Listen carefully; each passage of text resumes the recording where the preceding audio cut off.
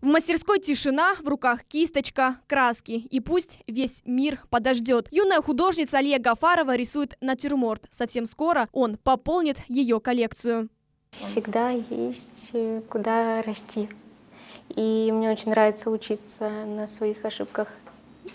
Я вот нарисовала картину, спустя год я на нее посмотрю. Я бы это исправила, я бы то исправила. Рисует Алия с тех пор, как помнит себя, а в 10 лет поняла, что нужно серьезно заняться изобразительным искусством. И вот она ученица художественной студии «Этюд».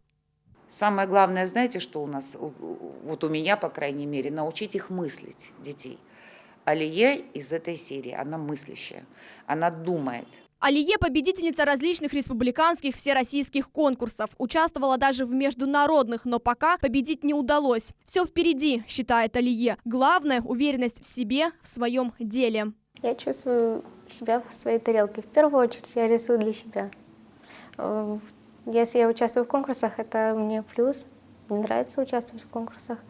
Но в первую очередь я рисую для себя, получаю опыт. Задумать картину, а потом воплотить идею в жизнь. Художнице только 16, а она уже открывает свою первую выставку «Я рисую», где показывает крымско-татарский колорит, культуру, быт. Несколько картин посвящены легендарному летчику Амитхану Султану.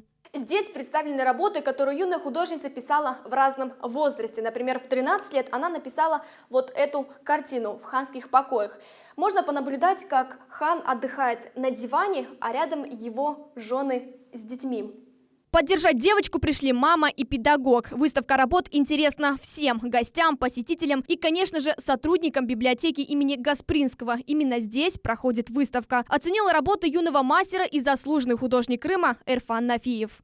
В этих работах чувствуется ее любовь к изобразительному искусству, где она постепенно вырабатывает свой стиль. Кисть – это язык и продолжение руки художника. Алие намного проще общаться с людьми при помощи холста и красок. Так легче выразить свои чувства, свою точку зрения, отношение ко всему, говорит художница. Сейчас она творит в разных жанрах, от графики до живописи. А все начиналось с разрисованных стен в доме. Было ей где-то, наверное, 1,5 года, она как-то уединилась, взяла тапок, макнула в глину и очень шикарные вензеля изобразила на стенке, такая была радостная.